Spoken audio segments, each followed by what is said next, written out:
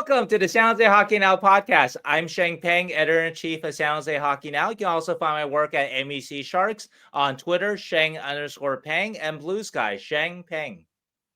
I'm Keegan McNally. You can find me on Twitter at @half_hockey, my website, half-wildhockey.com, or at San Jose Hockey Now. This week, Sheng, what do we got? Well, first, let's talk about our first podcast sponsor, Bring Hockey Back, our first ever title sponsor, bringhockeyback.net. You might know them from the director of Vibes and Shorts t-shirts. I'm wearing one of them. Can you see it? This is my Shorts t-shirt. Yeah? I want that shirt so bad. They also do custom jerseys for hockey teams or for any other kind of event. If you know, Bring Hockey Back and their incredible t-shirts. They've been doing great Sharks t-shirts for years, and they're going to have some new Sharks shirts soon. But before that, though, one shirt that caught my eye, actually their newest shirt, is a hilarious one. Can we pull that up here? Bringhockeyback.net. It's the Oops All Goalies t-shirt. If you guys saw this maybe a week or two ago, they had a all goalie hockey scrimmage hockey game in Seattle. It's called Oops All Goalies. It's an annual game in Seattle. Joey DeCord dropped the puck for it, so you can find that. You look up that game, and yeah, there's a lot of clips of it and whatnot. But anyway, so this is a t-shirt, I guess the official t-shirt or logo. It's a hilarious. I love the Captain Crunch. I don't know if I can say that, for advertising reasons or marketing reasons. You're gonna get demonetized immediately. The Captain Crunch like image. Anyway, It's a great t-shirt. If you're a goalie fan, I think that this is one that you definitely want to get. I think that the pre-order for this, based on what I saw, was April the 7th, and these will ship in May. So anyway, get your Oops All Goalies t-shirt. Yeah, it's not Captain Crunch. It's like Admiral Hard to Chew. It's a different character. It's not Captain Crunch. It's Admiral Hard to Chew. Is Captain Crunch's name not Captain Crunch? It's the name of the cereal, but the character name is a different name. I don't know. That's a good point. Isn't that Captain Crunch? Yeah. I'm sure it is Captain. Like, I'm sure that's the Captain Crunch. What I'm trying to say is that for legally distinct reasons, this is Admiral Hard to Chew. I'm sorry.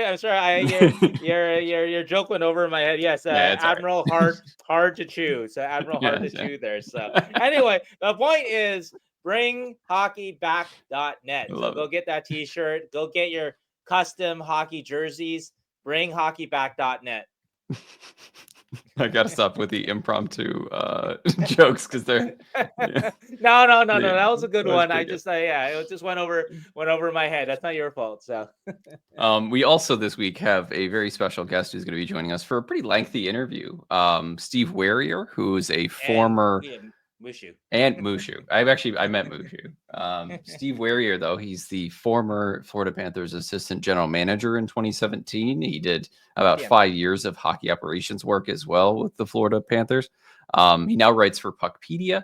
He wanted to he joined the show to give us some of his thoughts about the Sharks and the future of the Sharks and also the league Sharks in general. Rebuild, a lot of rebuild talk. Tons of rebuild talk, lots of comparison to other teams' rebuilds, hint Chicago. And it was just a great conversation because that seems to be the general vibe of what Sharks conversations are about right now, is where the rebuild is going and how well we stack up to the other guys. So we love the conversation, and Steve was a great guest. So look forward to that later on. But before all that, we're going to talk about Luca Cagnoni, who made his NHL debut. We're also going to talk about the signing of Cam Lund from college, and finally a signing today of Noah Beck, also from college, and what that could mean for the Sharks. So a lot to happen on this episode, but it'll go pretty quick, I think. Let's start with Luca Cagnoni. Luca Dan Boyle Cagnoni.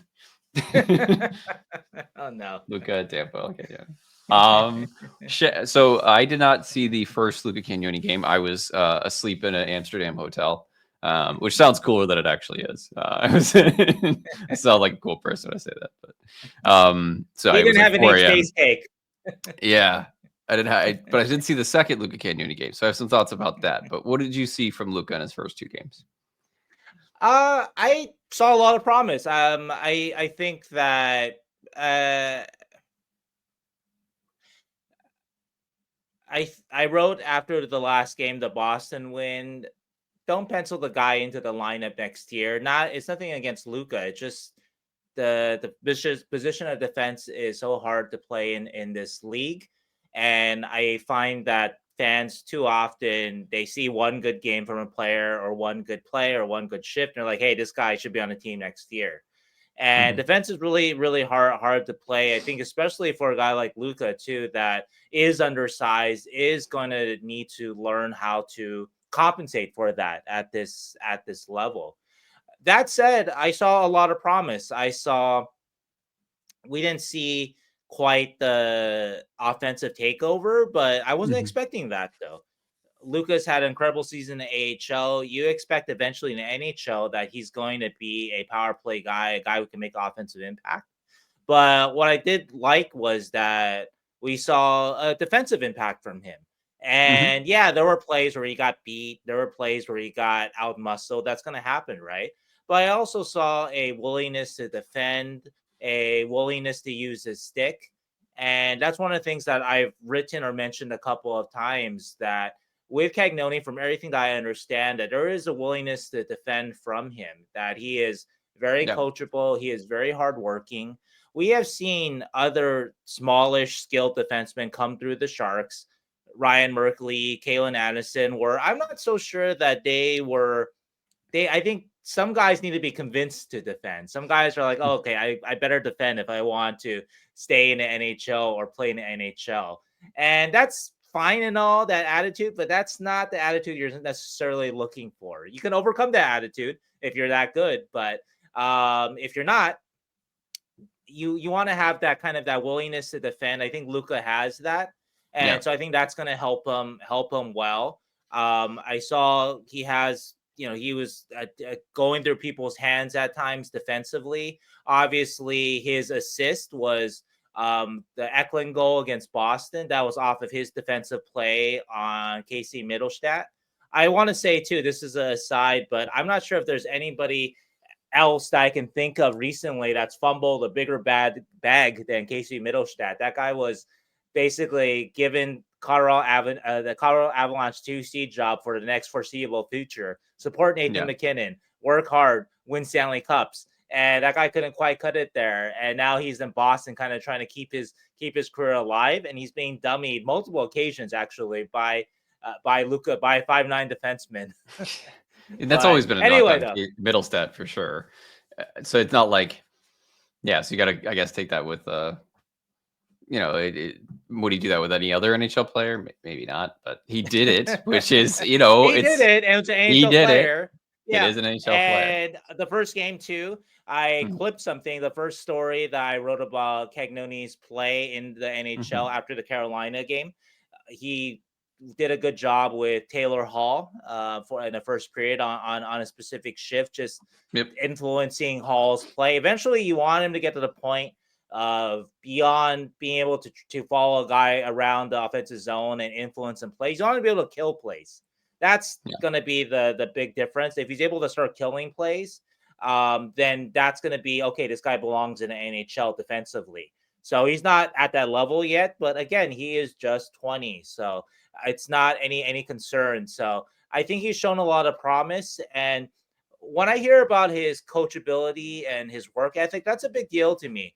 And I think that I am, you were surprised that I had Cagnoni as high as I did in our last top 10 that came out last week. Yep. I had him number 6. You had him number 6. You thought that I might leave him out. And he's had such a good year. Look, maybe I'm going to be wrong about him or wrong about what I said about him a year ago. I look forward to being it. So Yeah. happy to be it. When a guy has had a year as good as he's had, and on top of that, that you hear that he is coachable, he works hard, and he wants to learn to play competent AHL defense. That Yeah. he's not one of those guys that is just trying to make it, trying to be Eric Carlson light, which is okay. You can do that, but you're not going to be an everyday AHL player if that's your attitude. Then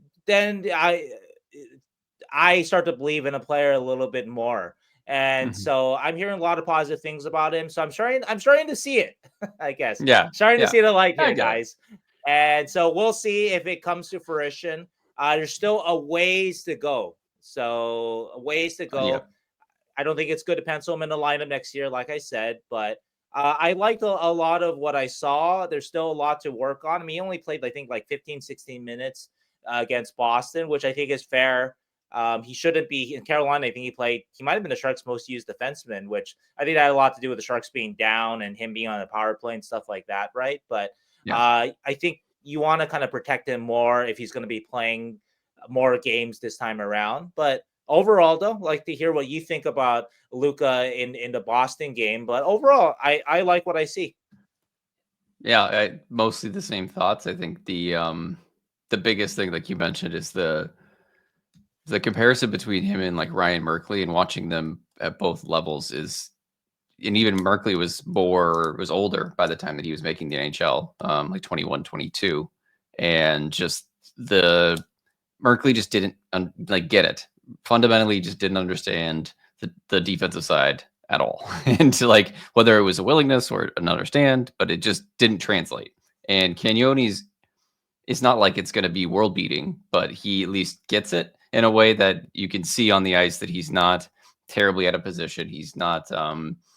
He knows where the puck's trying to go to for the team, and he's trying to stop plays. Like you said, he's not killing plays or pushing the other way with a play when he kills a play yet, but he gets it, and he doesn't seem that far off from like getting it more to the point where he can be an everyday player. He just needs more time, and that's exciting because it's not every day that a player his size can actually show that. So other than that, I thought his game was very simple mostly, and that's kind of what he's good at. Like it's the simple play, it's the calmness with the puck. He's got great puck poise, and yeah, I really enjoyed it. I think he deserved that call up handedly, and he's hopefully gonna keep on playing a few games here and show some more offensive side, I think. But it's good to see that he's not like just immediately getting bodied because he's 5'9". Yeah, He's pushing back, and he gets it. So I like it.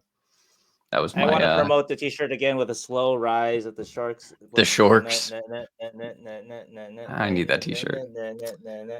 I love the Okay. BHB in the front too. It's pretty good. See, we just cut in an ad like in the middle of the episode. But I yeah I don't know. I think the development of Mukhamadullin and Cagnoni at the end of the year here is something to really look forward to for next year. Like you said, don't pencil either of them into the Sharks lineup, but No, I think you can pencil um, Mukhamadullin.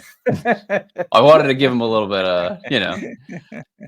I think he had a lot of string of really, really good games, speaking of Mukhamadullin, and then he's had some meh-ish kind of Yeah, moments, but that's fair. he's playing like so many minutes. They're really trying to see what he can do in a top pairing role. So, he's not he's keeping his head above water for sure. And more than that. So Yeah, I want to mention two more things about Cagnoni before I talk about Mukhamadullin and also our other impressions of the three games since our last mhm. podcast, the Washington, Carolina, and Boston games.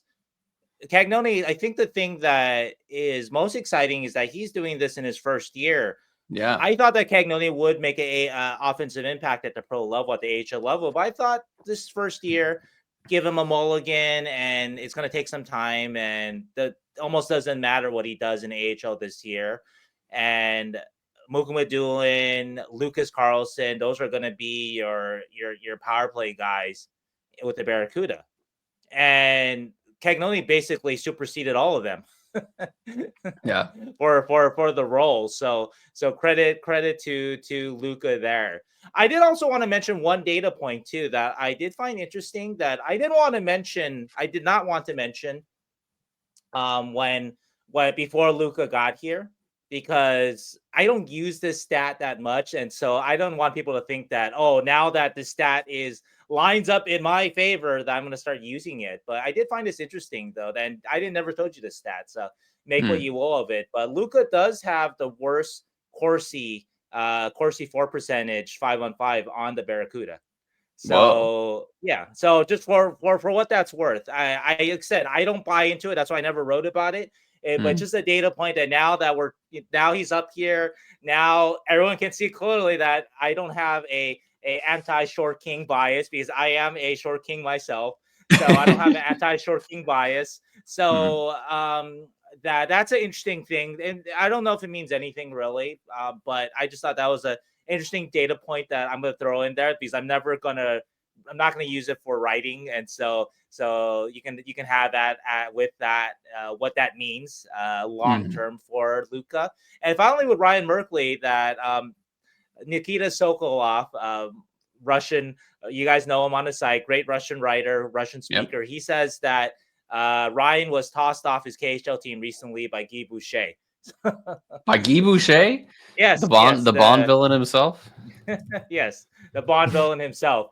So anyway, so make what you will of that, but that's what Nikita told me, Hmm. that he was tossed off that team. I don't remember for what reason, but I think just on the ice reasons or Mercs. whatever. So Mercs. anyway, though, but with Luca though, yeah, always felt like you're convincing a Merkley, hey, you got to do this, you got to do that, Hmm. and that only goes so far unless you have the talent to not do it or the talent to kind of half-ass it or whatever, right? And I'm not to say that Eric Carlson half-assed it because Eric played good defense in sort of what he was good at defensively, using Yeah. his feet, using his stick, right, being in the right position, right. But in terms of like using his body, being physical, of course, that's not his strength. He knows it. So he usually kind of stayed away from those kind of physical battles. So Eric could get away with it though, because Eric was Eric Carlson. Yeah. But there's not a lot of Eric Carlsons out there. And so it's good that Luca, again, just to tie up kind of what we've said, but that there is sort of a determination earlier in the season. A scout that I talked to who really does like Luca, one scout in particular, has always liked Luca and described him as having a dirty stick. And that's in a Hmm. good way, just always poking, prodding. And of course, of course, you guys have seen Ryan Warsofsky has emphasized that for Luca Cagnoni to make it in the NHL as a defenseman, he's got to have a good stick detail. He's got to use that stick to bat away pucks, to influence plays, just like he did in that Taylor Hall clip that was in my story. He's got to have more of that, and also the killing of plays too with his stick. But anyway, though, Hmm. that Luca was described as that based on this scout's viewings of, I think at that point it was Luca at a rookie faceoff and maybe training camp too, the preseason games. And so that kind of that tells you that Luca is he understands what he's got to do to make it in the NHL. And it's not just putting up gaudy offensive numbers, which he has done obviously in the WHL and in the AHL, but that there's kind of a NHL mindset in that sense already from when he was from last year when he was 19, year before when he was 18. So that's all promising for him long term. Seems like only yesterday he was being drafted by the Sharks. It's That's right. he is the first. I think he's the first defenseman from his draft year to be playing in the NHL. Is that Yes, he right? is. He Which is. He is is. He is. mind blowing as a fourth round pick. No matter what, it is That's the amazing, min. huh? Let's see, Reinbacher was the first, right? And then there's Hmm. Simashev went number 6. That is kind of, Yeah, I mean, granted, a lot of it these was a stats. bad defensive draft year for sure, but because I remember Reinbacher was like the guy, and even him, they were like, yeah, Right. maybe he's a top 4 defenseman. Or like he probably is, but he's not going to be very exciting. And that was like kind of the guy. So it was a pretty weak defensive class, but It's it is also still worth mentioning he's a good pick. he is, but for the Sharks in these kind of stats, Yeah, I believe Adam Raska was the very first player, I that's think, right. to to play That's in right. his draft class. What was that? The 2021 Yeah, draft class? 21. And Was it 21 or 20? it doesn't really matter. A bad I think team it was 20. can put these guys out there, but I would say in Cagnoni's case, though, that obviously he's had an incredible AHL season. I think when he got called up, he was second in among AHL defensemen in points, not among rookie defensemen, among all AHL defensemen, second only to Derek Pouliot, former Barracuda and Shark. Hey. Yep. And so anyway, so that speaks to the quality of season he's had, apart from just being, playing for a bad team or going up to the Sharks because they're a bad team. So anyway, so I don't want to take anything away from Luca, but I also want to give some reality to that stat too. So there is like a little bit of his Tom Molander is still in college. Axel Sandy Pellick is still overseas. So like the very top end of the and most of the other guys are still in the CHL. So he just happened to be the one that had the right age to not have to be in the CHL this year. And then, that plus the abysmal defensive depth of the Sharks at all times. Yeah. Good opportunity though. For sure. That's but cool. Let's talk Mukhamadullin a little bit though. And let's talk about any other impressions we have of the last 3 games here before we move to Cam Lund. So Mukhamadullin, and I wrote about him after the Boston game and a terrible play he made. I clipped that. And he followed that a couple shifts later with a really a great shift. Yeah. But keep in mind too that he's playing 20 plus minutes a night. He is the Sharks' number 2 defenseman, clear cut right now. Obviously, it's a poor team, but the Sharks actually since early February, since they traded Mikael Granlund, that period of time, NCC, that they've been consistently competitive team. I give that a lot of credit to Ryan Warsawski. Implemented the new neutral zone forecheck, which I think has helped too. That's one part of it. The other part of it is that the guys that they have called up, that they've introduced to replace your Granlund and your CCs, and then at the trade deadline, Nico Sturm and Jake Wallman and Luke Cunnin, and down the line, that we thought that there was a chance that it could go really, really south for the Sharks from the Granlund trade on, I think. And credit to Mike Greer and people always brought in that, okay, he didn't bring in Granlund, he didn't bring in Wallman, right? But he had a guy like Wenberg who's able to do enough. I mean, I think Wenberg, ideally you want him at 3C, but Wenberg's done a really good job as a 2C overall, and a greater responsibility since the Granlund trade. Mukhamadullin has done a very nice job playing bigger minutes, basically filling the Jake Wallman like role as the puck mover on the top pairing. Mario Ferraro has played, I think, overall pretty well since February, taking over kind of his role being elevated or getting elevated again after the CC trade. And so some of these internal options have been good. Some of these acquisitions that they've made, Patrick Giles, not a role-beating player by any stretch, really should be a 4C, shouldn't be a 3C, but he's been competitive at least. He's done a good job. Even Luca, the last couple of games, you name it, the players that they brought in have all done a pretty good job of kind of keeping the ship afloat. They've been dummied by 2 of the best teams in the league, Dallas and Colorado, in the last couple of months.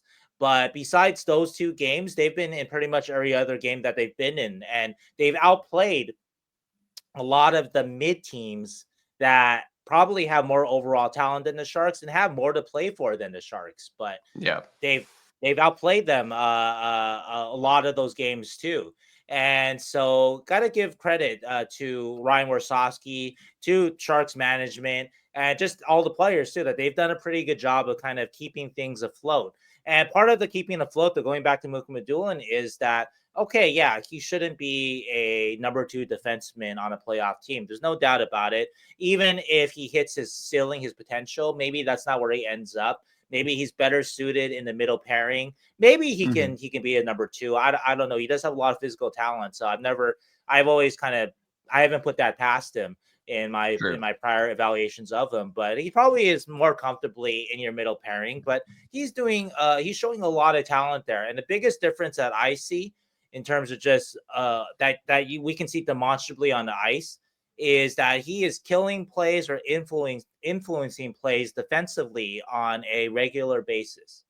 And he's just so big, so long, and so quick that he just closes on the corner. And he's doing that to good NHL forwards. He's doing it to, middling NHL forwards too, but he's doing it all over. And that's what I find the most promising. Still making a lot of mistakes, obviously, not a clean game, but that's why I feel pretty comfortable. He's a guy that I can pencil in for next year. He might be out of options too. They might have to waive him. They're not going to waive him, but he's not going to he be would have to waivers fall exempt. off he'd have to fall off a cliff. I think Yeah. it would be, he's very likely going to be here next year, but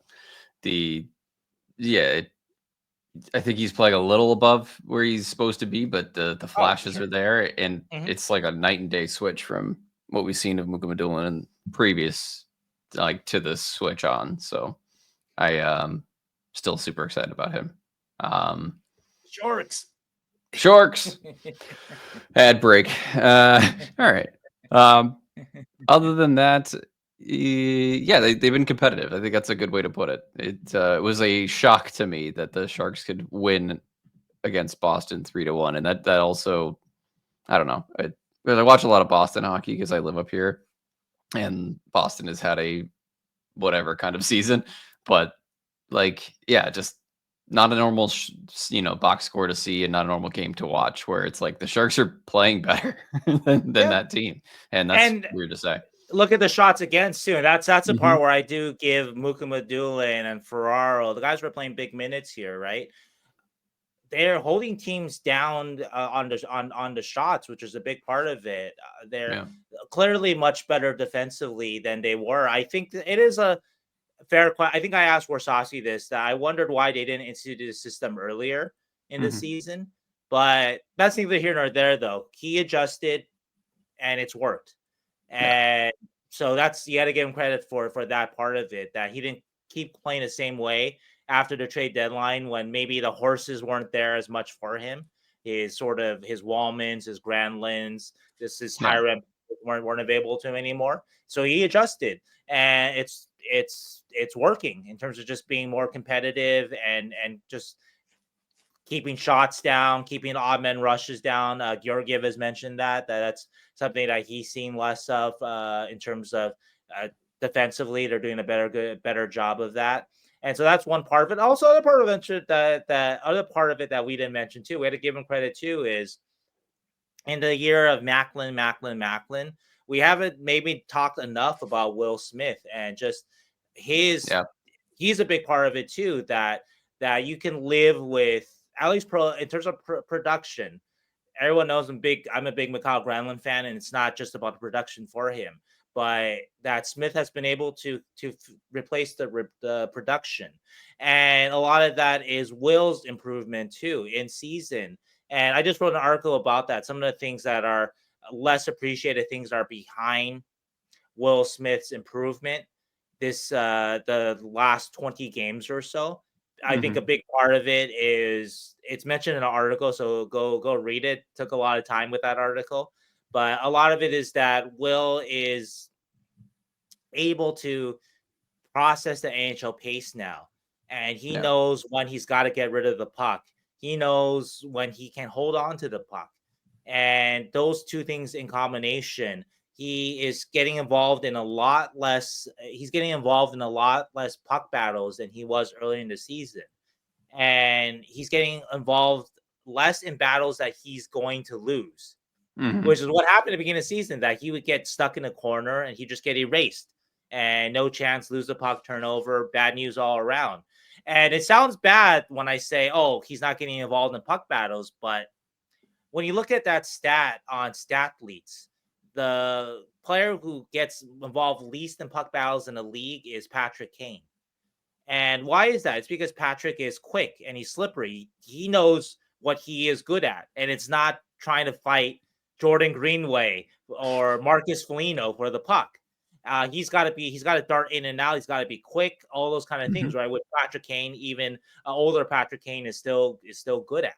And I'm not saying that Will Smith is Patrick Kane, but it is interesting that Patrick Kane is Will Smith's kind of his hero, his on the ice idol, and that Will Smith can take a lot from Patrick Kane's game. That Will is never going to be. He's not going to be Macklin. He's not going to be, I don't know, you name it, your your Zach Hyman or whoever is going to grind out these battles, right? That's not his game, right? But if he can be smarter and quicker than everybody else, he doesn't even need to get into these battles. And early in the season, he was getting stuck in battles that he probably wouldn't even win he probably won't win when he's even 27. But now, though, his processing, he's able to not get himself stuck there, stuck in a corner, stuck along the wall, and he's able to make plays with the puck. And that's leading to a lot of success for him. And it's overall, too, credit again to, and we weren't on the train, but credit to Mike Greer, credit to Will Smith's camp, to Smith himself, obviously, too, that they stuck to their guns. A lot of people were screaming about Will Smith in AHL. Should be in AHL, and look where he's at now. I mean, since mid-January, there's an argument that he's been the best rookie in the league. Yeah, and we should get we should get a pat on the back for that, because we said stick it out. True. We did. We said stick it out. We said what is there to gain from not trying this? And yeah, I mean, credit to Smith. He kind of did the heavy lifting there. But yeah, you're right. He's been phenomenal. And I like the point about not getting involved in puck battles, because he's always had a very slick stick in terms of stealing pucks and poke checks and that kind of thing, especially in the neutral zone. I remember watching him in college. He would, even though he's not a great defensive player, he had this ability to just steal pucks from people and go the other way. He's smart. He's really smart. Even defensively too. Yeah. So he's doing more of that rather than trying to just grind along the boards and do nothing. And yeah, he's transitioned to the speed really well, just with his smarts. And he's also gotten faster throughout the year. Yeah, too. I think so. Yeah. Stronger and quicker, I think. But we're going to talk about the Sharks rebuild with Steve Werier soon. Yeah. And I think a part of it is, and we talked about this 2 months ago, and where there was a little bit of a worry with Smith and how he was coming along. But it feels better to talk about it now, because obviously you have Celebrini all season, but that Will is looking like he's going to be a pretty good running mate here. And even, hey, I got to bring this up too, because it's a constant, at least for Sharks fan, the Smith-Michkov thing. No. I think that we're maybe starting to see why they went with that decision, and we might be wrong, because both you and I would have drafted Michkov over Smith. We'll see. That's still early, but it's still early. But at least we're seeing, though, that he has the comparison, isn't as sort of lopsided as it was when the Sharks were in Philadelphia early in the season. And a lot of it is, and we did mention this back then, that Michkov just physically has always been more mature than Smith. But that doesn't speak at all to Will Smith's hockey sense and his vision and his skill. And so now the physicality is catching up a little bit. Now, obviously, he's not. Will still has a lot to work on in terms of adding strength and whatnot over this summer. But that now that's caught up a little bit, and Will's brain, his hockey processing, which we always had confidence in, has caught up a bit. That those two are it's not the wide gulf that Sharks fans were complaining about 4 months ago. Yeah, and I think the Fantilli's been amazing, but the whole top of that class was just full of studs. The top five is ridiculous, and if you look at it. And Carlson is probably the one that got picked to second, right? And he was second. Statistically, the least impressive season out of Fantilli, Smith, Michkov, Bedard, all that. So, but everybody was freaking out that we couldn't get Leo Carlson out of Fantilli, and you know what? We still ended up with a damn good player. He's still great. He's still, and I'm not even gonna yes, I absolutely still would probably choose Michkov at this moment, because I think there's a different level that Michkov can reach. But I don't think I ever said anything other than good things about Will Smith when we did draft him. So. No, that's true. No, that's true. He's been a force, and it's been awesome to watch his every year. He just gets better and better. So I think you're right. The state of the Sharks rebuild, which we talk about with Steve, doesn't hinge on Will Smith, but it certainly doesn't hurt to have a Batman and Robin combo like that. Mhm. And I think Bedard is missing their Robin, or their, Batman to Robin, or I don't know which one you want to call it, but like they're Nazar's missing. looking pretty good though, right? Don't you He think? is. Yeah, that's true. And that was also something that people thought might happen because Nazar has that kind of skill set. But before the past couple weeks, it was not looking as great. So yeah, we'll talk about it with Steve, but it's going to be an interesting debate for the next decade, the Sharks versus Chicago rebuild. All right, other news. Cam Lund signed. We have ourselves another Lund after losing a Zetter Lund. We lost a Grand Lund, but we gained a Berg Lund and a regular Lund. So we got our two I don't know. We back. really gained a Berg one. He's played one game for the Barracuda. You know what? It counts. I'm counting it. Chalk it up. It's like that time that we had like 4 Carlsons under Sharks like reserve lists. We had like Melker, Eric, Linus. Yeah, I think we had, maybe it was only 3. But I don't know if we had a 4th, but anyway. It was 3 at least though, because they traded Linus for Jonathan Dahlin. So yeah, so at least 3 there. Yeah, it was 3. But now we're back to 3 Lunds, so it's all fine. We have Eklund, regular Lund, and Berglund. And it sounds like, as most college players that come out early around this time, it sounds like he's getting NHL games to end the year. So they've already kind of confirmed that, right? Well, it depends on the guy, right? Like, we're gonna talk about Noah Beck in a little bit. He's not gonna get games, but it depends on the caliber class there. Yeah. But yeah, Cam Lund. So Cam Lund's gonna be interesting. He was a guy that was mentioned to me that should be in my top 10, at least on the fringe of it. So he just finished outside of my top 10 prospects list. Sounds like he finished just outside your top 10 list too. But he has a lot of attributes in terms of I just did a story on it, talking to some scouts about his ceiling, and there is a 20-goal potential in there. There's speed there. There's a shot. He's 6'2". There's size. He is a bit lanky, so he's got to fill out quite a bit there. But the potential is there though. He's just 20, so he can fill out his frame a bit, right? He has some potential to be a big scoring winger, which Mike Greer really seems to have an appetite for. I think the question marks with him are consistent compete, or maybe he's got another level. He seems to be a guy that has a lot of talent, but left some scouts wanting more when they watched him play. But I guess the point is that he has talent, and he's not like the Sharks are pinning all their hopes on him. He's not a top 5 prospect for him. He's not a top 3 prospect for them. And so he's a guy that can be a very pleasant surprise, kind of where he's at. I think he's been kind of written off because a lot of people are looking back now too early, looking back now at the 2022 trade, the Sharks trading out from the number 11 pick and for the 27, 34, and 45 with Arizona. And they drafted Bjugstad, Lund, and Havlid in that spot. And I'm not sure how Havlid's going to turn out because I know he's had some good games recently with Djurgården, but that he has not quite developed as much as you want.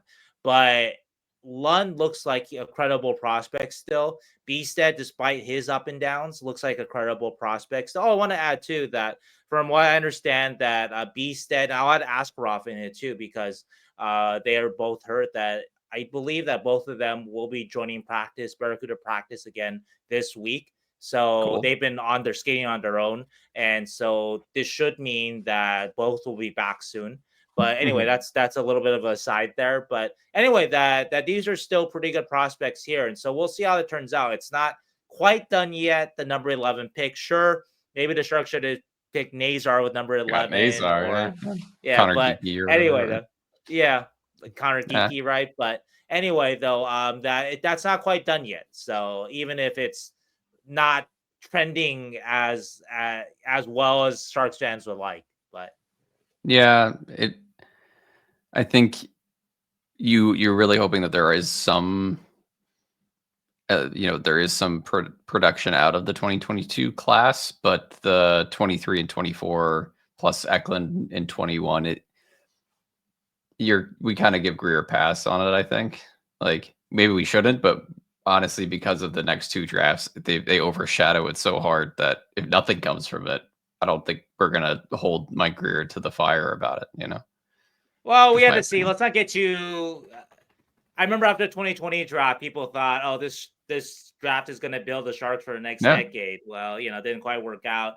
So it's still early on. All those guys all look of it. great. Yeah, Dickinson, yeah, they all look good. Well, Celebrating and Smith are here already, and they are looking they good. they So win. that's fair too. But the other guys of the Musty and Chernishoff still not here yet. So we'll see. But yeah, so I do stress some caution. Even Cagnoni has looked good, but it's just a couple games, and he is 5'9". Yeah. So we'll have to Anyway, see on all that. But yeah, it's going to be a debate for further along, but I think it won't ever. If it doesn't work out, and obviously Cam Lund's going to get some games here, and it's going to be exciting to see him. I've watched him a ton in college, yeah, just throughout the what years. did you think of him, especially this year? I think not that he hasn't progressed, but it seems like it's the same. Like I watch him, and I'm like, I've seen this Cam Lund before, and it's not like it's not a bad player. He's like got a lot of skills. He has a great shot. He makes tons of plays. But you're right. There's just something there where you're like, I think there's a better, more consistent forward and not less of a passenger, like more of a play driver. And there was times when you really see that from him, and there's times when you don't. And that's the way it's been for probably 3 years now, or however since it's been since he's drafted and Did you playing in see more college. of it this year, though? He I was think more so. productive Like, this year. Yeah. yeah, I think so. It's not like I don't watch every game of Cam Lund, so I can't tell you if it's like every game is, that version, but there's been times but I just want to stress that it still feels like when I do watch him that it's still the same version of Cam Lund. It's just Fair. maybe a touch better. And it'll be interesting to see when he gets to pros. Like when guys can do like a system and they play in that way over and over and over again, and he's been in that role. He's stepped up in his role throughout the years with his college team, but they learn into a different style, and now he's going to have to come in and completely alter his game to fit a more pro environment, and that's really going to be interesting because he's big and he can be physical. He just, yeah, it's not every day that you see it. So we'll see. That's fair. Yeah, I think one of the scouts I talked to mentioned that his hockey sense he thought was not one of his better traits. And so Sure. that might be something that holds him back too at this level. But I it mean, sounds like there is a he's got good bundle of tools here, playmaking. though. So He's got good playmaking. Like, and I think of the offensive zone, he has good. Like, he knows how to make plays. I think it's more of the hockey sense of the broader game to how to transition. That oftentimes when guys like are in juniors or in college, they can master that one end of the rink, but like how to get the puck back, it becomes infinitely harder in the AHL than it does in college or in juniors, and then that's when they falter. Guys like Brandon Coe, for example, but I think Lund's a better prospect than Coe. But that's kind of what you worry about. Well, and then the hockey sense in terms of the pace too, because if you don't have great hockey sense, but the pace isn't as fast like in college, you can still dominate like Cam Lund can. But then will that translate when you get to the AHL and the NHL?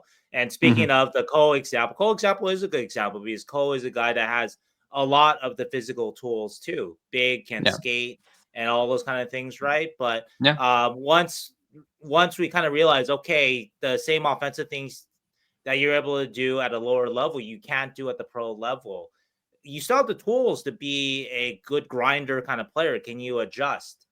And Cole has not been able to adjust overall.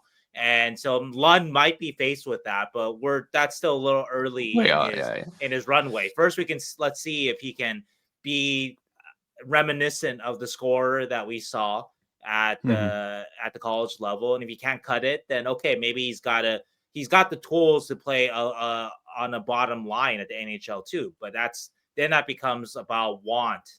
And that's we talk about Cagnoni, right? Like if you have to push that want into players, that doesn't always work out because it's just not in them, kind of. Yeah, I think the difference between a guy like Graf and Lund is it's really, I think it's the hockey IQ. I think Graf really understands the intricacies of how to get the puck back and they're similar-ish sizes. Graf's a little tinier, but I think and I would say even Lund has some more high-end skills than Graf does. Right. Graf Yeah. just has like, I don't know, this hidden quality of, making sure that he knows how to put himself in position to win pucks back, and make the play happen the other way. That definitely means a lot for sure. Yeah, like Lund Yeah. is a better skater, I'm sure. Right, Graf's not a great skater still, but Yeah, just there's the something brain. there that you miss, but you never know. Like it could still. He's only 20, so he could come in, Yeah. and there's still a lot there, and he's been Right. very, very good in college, especially for a team that, like, he's the guy, right? So I don't know. You're right. He was outside of our top 10, but he's still a very worthy prospect. In prior Sharks iterations, he would be a top 10 prospect for sure. Yeah, I think he was probably Um, in our top tens in past yeah. years before when the pool wasn't as deep. But I guess all the reasons we mentioned are maybe the reasons why he might not hit and the reasons why he wasn't in our top 10. But in terms of just the tool set, though, the tool set is there. I think on just pure physical tools, he is a Mhm. top 10 Sharks prospect, probably, I would say. Yeah, probably. Yeah, like, Just obviously around Sam there. Dickinson is there, Askarov, obviously different positions, but the physical tool set's there, right? Mhm. But anyway, so Yeah, like guys like Beasted and even like yeah, Shov, they have just this size, like, skill, all that, yeah, yeah, skating. but yeah, so he definitely has parts of that as well. I don't want to make it sound like I'm tearing down Cam Lund, because then he's going to come in and score like 6 goals in like 2 games, and I'll feel like Let's see, an yeah. asshole. Yeah, let's But if he see. Let's see does, what we can do it, buddy. do. I think he's good though. I do like him. I think we just had a couple other guys that are above it, and Sure. we didn't even make like Casper Haltonen didn't make our top 10, right? Right. Like that's yeah, Right. That guy's got NHL level size and shot, like, yeah, already. he definitely does, and he was also an early second, just like Lund. So Right. they're around the same caliber of prospect. I think it's just the tools are different and paths are a little different, but yeah, definitely around the same caliber prospect. Yeah, I've actually been forgetting that when I've been writing about it. That I've been mentioning Musty and Hmm. Chernyshov a lot, but I forgot Haltonen. Yeah, Yeah, Mike's got an obsession with yeah, that's big really scoring true. winger. In the early second, he loves big Yeah, scoring wingers that that must be like, like the soft spot, and that might be a draft thing where that's where yep, like the first round picks they go immediately to the centers, the defensemen. yep. And so the winger is a less of a premium position. So I wonder if this is just me speculative, but speculating, but I think there might be something there where that's kind of where the skilled wingers drop because they're not quite, their position value isn't quite high enough to merit a first round pick for some people. Hmm. But it's a kind of player that Mike obviously craves there. And so it's you end up with a pretty good basket of big skilled wingers right in that late first, early second spot. And he's, like I said, Mike's been really focused in that area the last 3 years here. I wonder if he'll Yeah, continue this draft. yeah, it's how you find the those hidden draft gems. Like we were just talking. Well, you guys will hear about JJ Paterka, but he was also an early second round pick as well. So in the Steve interview is what I mentioned, or what I mean. But Yeah. yeah, there's like these little hidden pockets of the draft, and I love that kind of stuff. Like where you get your skilled tiny defenseman, where you get your big Right, scoring those are wingers. guys that fall, or like, yeah, Yep, big skill wingers, right? They fall a little bit. Where yep. did Paterka go anyway? Actually, since we're going to I be think he talking was like, about him I think he with was Steve Worry in a little 30, bit, 34, maybe 33. did he go right before Bordelot? Is that his Yeah, draft? or he went Okay, after Bordelot. okay, but Paterka's a small player though, huh? Okay, He's like, yeah, I he's forget, not yeah, the big scoring winger, but he's yeah. like, yeah, but But right, he's yeah, a right before Bordelot, though, right? And yeah, anyway, that makes sense though, because that is the oh, you know what? No, we're wrong. Not right before. Paterka was 34, Bordelot was 38. So It was just because to, people wanted Paterka with the Weisblatt pick. That's why I keep remembering it, not the Bordeleau Oh pick. yeah, is that so? Okay, I didn't quite remember that, Yeah. but yeah, I mean, but that's often where you start getting the wingers drop a little bit just because of the position, right? Yeah. So that's a good point. Yeah. Yeah. Or the Then second round, like we've seen in past drafts, that's where you get you're referencing the small defenseman, the small skill defenseman. You just got to pick the right one. So yeah, or have like 5 second-round picks. You can pick like a bunch of them, and pick then all of them, right? Yeah, pick pick all of in them. the same draft. Pick Seamus Casey and Matthias Havlin and Lane Hudson. This is a Just great one of them idea. hits, you're golden.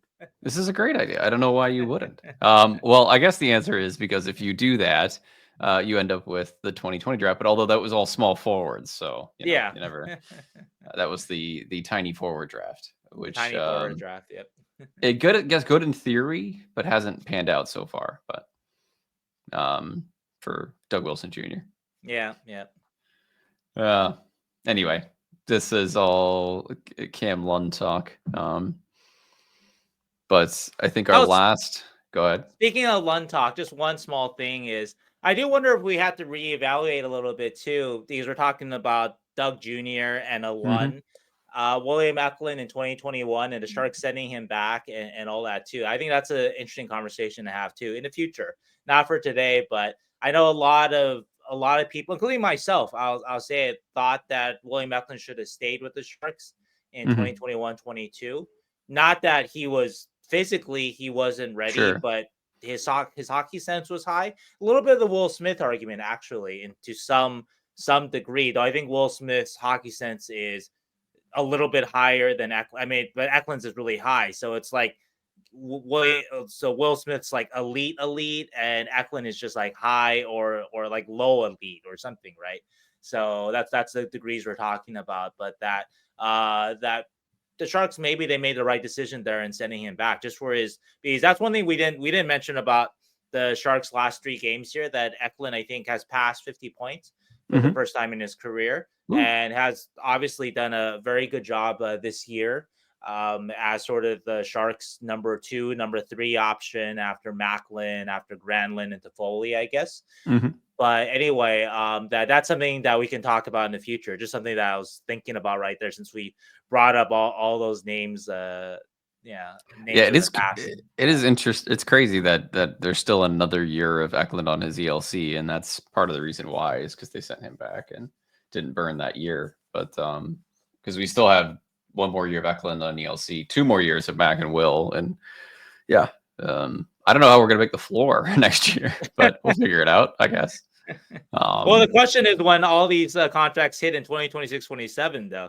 It's gonna be, hopefully the or cap 27-28, cap is massive at that point. It'll be fine. But okay, our last good problem to have. Good problem. Yeah, it's not bad, and we have Askarov too for $2 million, Right. which is essentially nothing. But 27-28, he's going to be up the same time as Macklin and Will, I think so.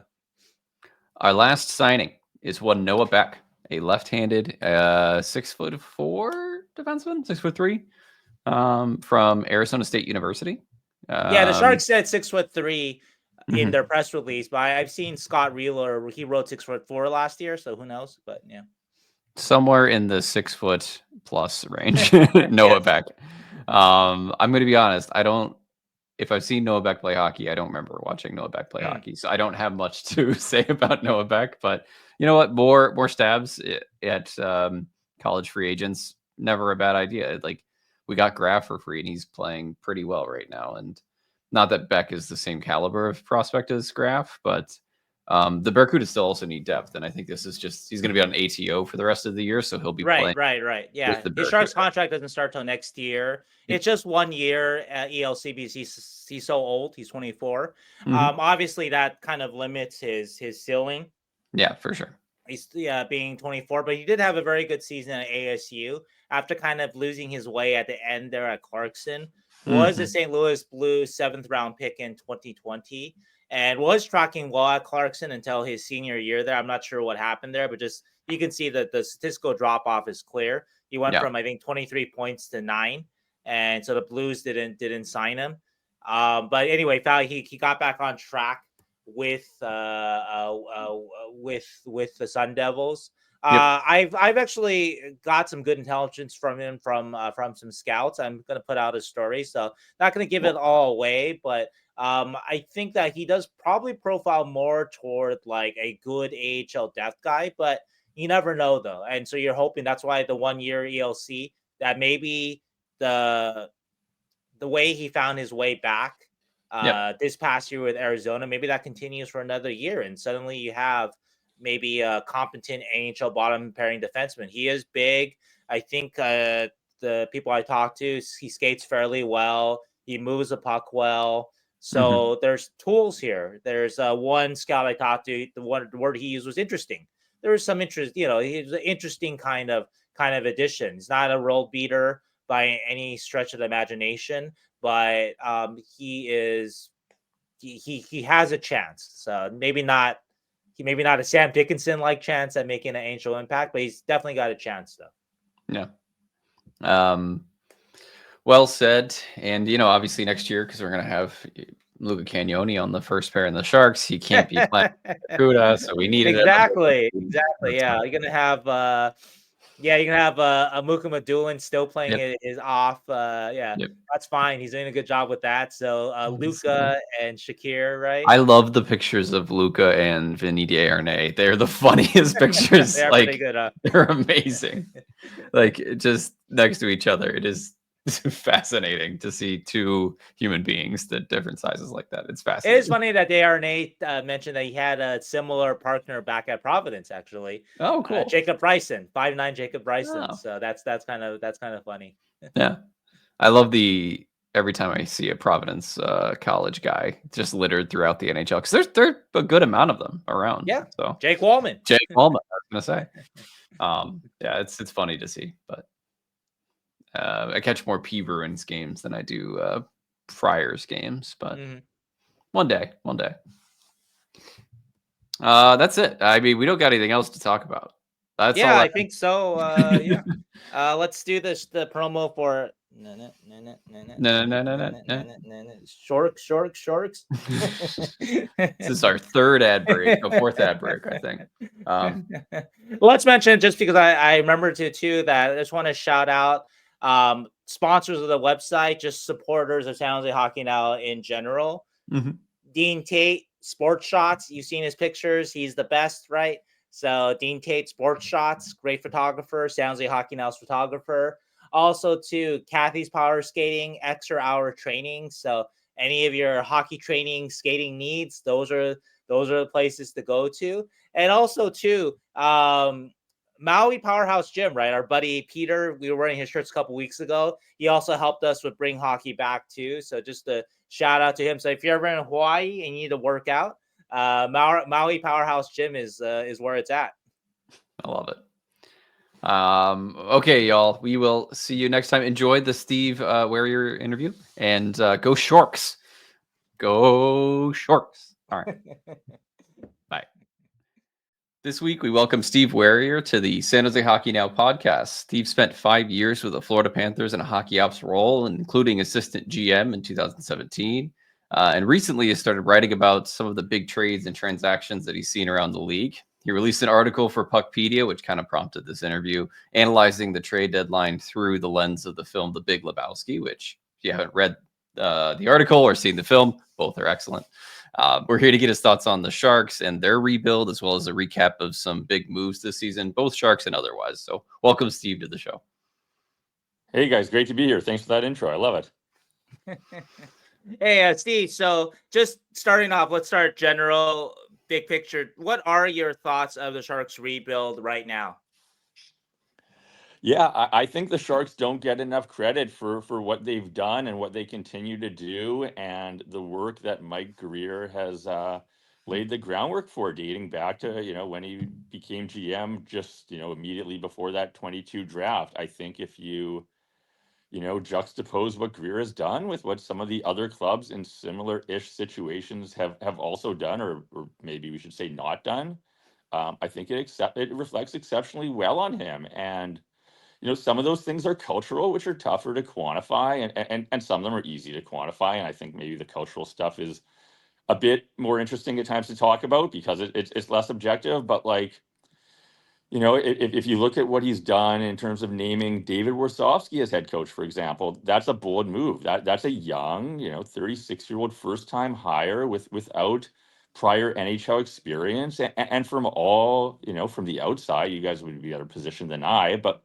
that looks like it's been a great move. Like, the team's not winning a ton of games, but that was never realistic at this stage. But compare and contrast, right? You have Celebrini and Smith, who look to be pretty happy in their roles. They get good amounts of ice time. I think Warsofsky plays them alongside like the best options available to him. His sound bites are pretty progressive and upbeat in a way like, Gen Z guys of that age would you think be happy with, and that's critically important. You look at the last few weeks, right? You get video of Celebrini and Smith in that hotel room having a slumber party with Tyler Toffoli. And I think the same week in Chicago, you had Connor Bedard back to back getting, game misconducts against the Sharks for being frustrated, and rightfully so. And listen, like Bedard will be fine. But in an age where like young players are going to have more leverage than even before, even if not explicitly under their contracts, in terms of like where they want to be and for how long and in what way, like that stuff matters. And Greer had the foresight to bring in Toffoli and sign him long term, and he had the foresight to bring in Warsofsky, and we can talk about all his moves and all the deadline moves in a second, but like that's the first thing that jumps out, in addition to like the nuts and bolts of cap table and contract moves and asset harvesting that he's done, including at this deadline. And we can jump into that in a sec. The only thing I'd say to like preface it is like I think often the media and others give too much credit to a GM who's like trading a good player and gets a decent return. I think sometimes that's not too hard to do, and where it's like, oh, like the 40 goal scorer yielded a first round pick, way to go. And it's like, yeah, that's like drafting Celebrini first overall. Like, you should have got that. That's the baseline. But Greer's done lots more than that. He's done lots more than that in moving guys, like, not the Hurdles and the Carlsons, but even like the the Jake Wallmans and guys of that ilk. So I think he's done really well. I think the list of picks and prospects he's added are notable. The players he has moved out has been shrewd. And if you look forward to like summer of 26, you're going to have Celebrini, Smith, Eklund, Askarov on the books, hopefully long term. And that's really it in terms of long-term commitments. So I think he's done real well. I think the deadline moves have been good, and I think this team is way better positioned than a lot of people think. I just want to mention that you made one very understandable mistake there. You called Ryan Warsofsky David. David is his brother, of course.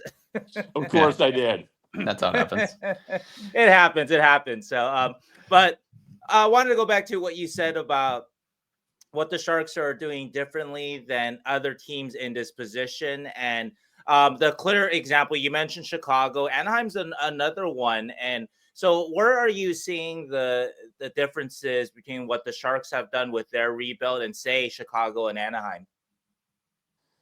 Right. I think different asset portfolios, different sort of backgrounds, especially between Anaheim and San Jose. San Jose had a good 15-year run as like an elite cup contender year in, year out, as you guys know. And I think the closest comp, not exact, is yes, Chicago, but also Boston. If you look at what Boston's in now, where like they've inherited this portfolio of veteran contracts that are near the tail end of their careers. They have a depleted pick and prospect pool, and they're being faced with some real tough moves, and that's not easy. And I think just going through sort of the deals San Jose has made and how proactive they've been, for example, with moving off of a contract like Brent Burns, who's obviously like a Hall of Fame caliber, amazing career and player, but a player who I think if you watch Carolina closely, some people would say that aging curve has maybe caught up with him more in the last little while than it had in the past, and certainly when he was a Shark.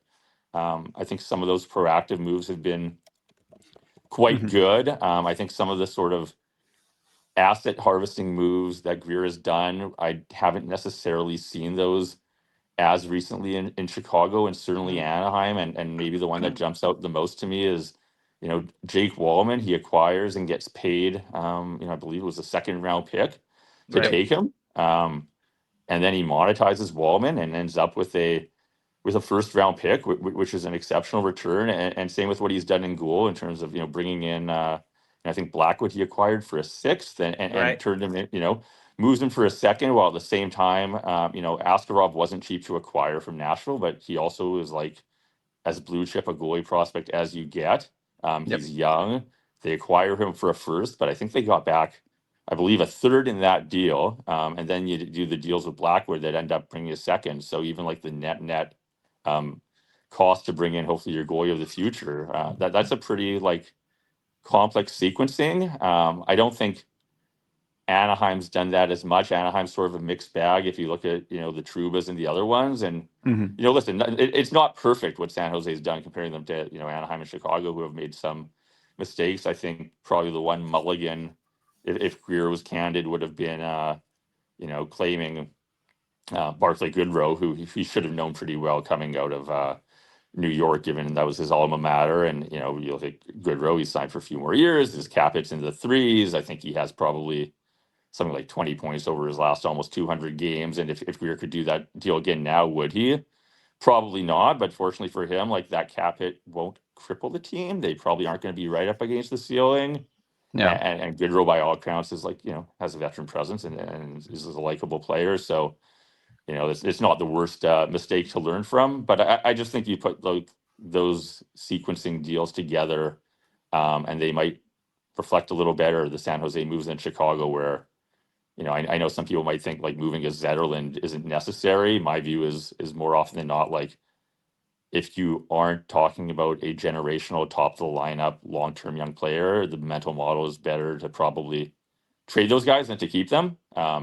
Chicago was in the gray area where they had a guy, like DeBrincat, who I think might fall into that. Like, that's a centerpiece you keep. But yeah, I think it looks good for them how they've stacked up to those other teams without diving deep into sort of the bigger mistakes those clubs might have made relative to San Jose.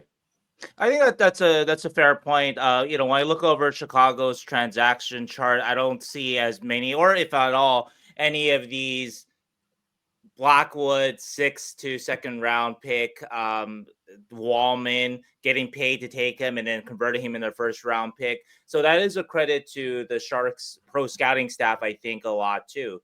What a couple of things I do wonder about, though, is just sort of thinking about what you said, is that you mentioned the Burns trade, though, but I think that there's maybe a mulligan in there too in terms of just the return. I don't think that the return for Brent Burns was great at the time. And Brent, even though right now this season, maybe he's finally slowed down, but for the first couple of seasons there in Carolina, he still was a very, very good defenseman and definitely worth more than, I believe the trade was for a 3rd round pick, Steven Lorentz and Etu Makiniemi.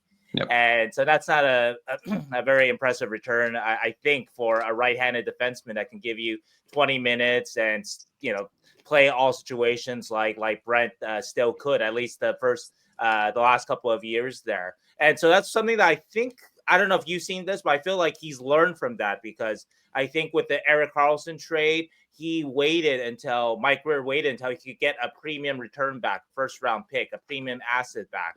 Had to take on some contracts too, but that's okay. Tomas Hertl held on to him until he could get basically 2 1st round picks back from Vegas, the Vegas 2025 1st round pick, and David Edstrom, who Vegas had drafted in the 1st round. And so I think that's, I don't know if that's something that you've seen too, that that Burns trade maybe was a little rushed at first, because I think that happened maybe a month within his hiring. It was very quick. It was within like a month, it felt like. Yeah. But that maybe he's learned from that too. Yeah, I agree with everything you just said. I think, it's always better to be early than to be perfect. And, there's imperfect information, at least that I have on the Burns transaction. Like, one is, did the team want to do right by the player and move him somewhere in particular? I don't know if they did. I understand it because, the reputational capital, especially as a first-time GM, of how you handle a player like Brent Burns, like that does matter. And you know, even just looking recently, like I think it matters a lot how Eric Tulsky really you know, did right by Mikko Rantanen in terms of not you know, saying anything adverse about the player over the last few weeks. So you know, I would note that, and then also I just don't know what the demand was. Again, like Burns is in, you know, a Hall of Fame resume, but there's only so much cap bandwidth and appetite sometimes for a, you know, any player with a cap hit of his level for a number of years. So you know, I agree the return on the surface for him that Greer got doesn't stack up, like you said, in comparison to the hurdles, and especially Carlson. If again, like, let's zoom out, first round pick, Mikhail Granlund, and then flipping Granlund this year for another first. Sure. That's a wonderful return. But yeah, I agree, and I think you're onto something as well, where you know, you sort of acclimatize to the role and maybe learn to be a little more you know, diligent and careful in making some deals without having to rush. And then once you've made a couple of those deals, then you have a little more confidence to maybe take a little more risk and hold on to assets until the right offer comes around, like you might have done more frequently recently. I think that's all right. And sticking with the Chicago rebuild, what do you think of one strength of theirs over San Jose's is their defense? And so how do you kind of see the pieces that they put together? Obviously, they have Bedard up front, and they have Frank Nazar's had a nice season, so maybe he's going to be a part of that core up front. But especially on the blue line, though, with Levshunov and Rinzel coming and Vlasic already there, and Korchinski. So how do you feel like they've kind of built that out? And also, too, they've added Spencer Knight, too. And so one thing that the Sharks had over them this year was obviously Askarov, but now Chicago has their goalie of the future, too. Yeah, I think that's fair, and I think Kyle Davidson deserves a ton of credit for you know, helping get that Seth Jones deal done and getting back a real piece there. You know, in Spencer Knight, who I know are, you know, our group in Florida, or you know, my former colleagues who were there when Spencer Knight was drafted, were extremely high on him, and he seems to have had, you know, a decent start to his time in Chicago, and time will tell you know, how big an addition that was, just like with Askarov. But yeah, I think, you know, San Jose has, you know, multiple first round picks and second round picks in the next couple of years, and it wouldn't surprise me, to your point, if they, you know, key in a bit on adding some defensive prospects. But even if they don't, you know, that's fine. If they add high end forwards, you can always, you know, better to always draft the best player available, and then, you know, flip some of those assets if you need for maybe positional need, rather than going position by position. But you know, I think they're very still, you know, in those early innings of building out, you know, that positional depth. And again, sort of what we talked about at the beginning, if you look at where, you know, when the slate becomes completely clean, which I think is one more season away, you know, that's when they should be, or I think they will be, making those real strategic additions, including, you know, by trades in free agency, with more draft picks, and maybe even with how they stack up cap wise, depending on how successful they might be this summer. Maybe they deploy an offer sheet, which I think is something that could help them a lot, and most people would not expect for a team who has been drafting at the beginning of the draft and with some huge name prospects, you know, looking to be at the top of the next couple of drafts. But there is a scenario where they could build up that roster really quickly, so that by, you know, year 3 of Celebrini and Smith, they could, you know, look to be contending rather than aiming for the cellar. And if you look historically at some of those, you know, Chicago and Pittsburgh teams of the past, you know, they were very competitive, even going back to LA with Kopitar, like by sort of that year 3 or year 4, where you can leverage, you know, lower cap hits from some potential franchise guys to surround them really quickly with a roster that might be able to do more than people think. Who would you offer sheet? You mentioned an offer sheet. Who do you see out there that you think is interesting? So here's what I think would be cool. We got an idea. I think I don't know how possible this is. I don't think it's impossible.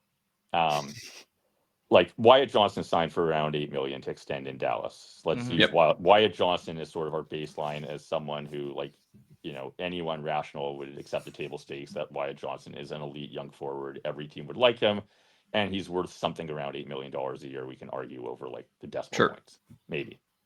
I think there are at least a couple players this summer who are within like a couple standard deviations of a Wyatt Johnston, and they are like Matthew Nyes, and also maybe a JJ Peterka. Peterka's a good coming one. off of entry-level deals. And if you look at the compensation under the CBA this summer, I think the sweet spot, and you can look at what St. Louis did, being opportunistic with Edmonton in sort of a lower range, but that was unique given Edmonton's cap crunch.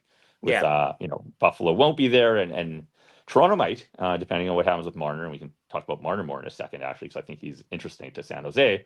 But like, there's that range. It's from 6.8, I believe, to 9.1 million AAV, depending on the term. That costs you a first, a second, and third round pick. And let's just keep this simple and assume San Jose, if they don't have, they can reacquire, third round picks that are required for offer sheets in the future.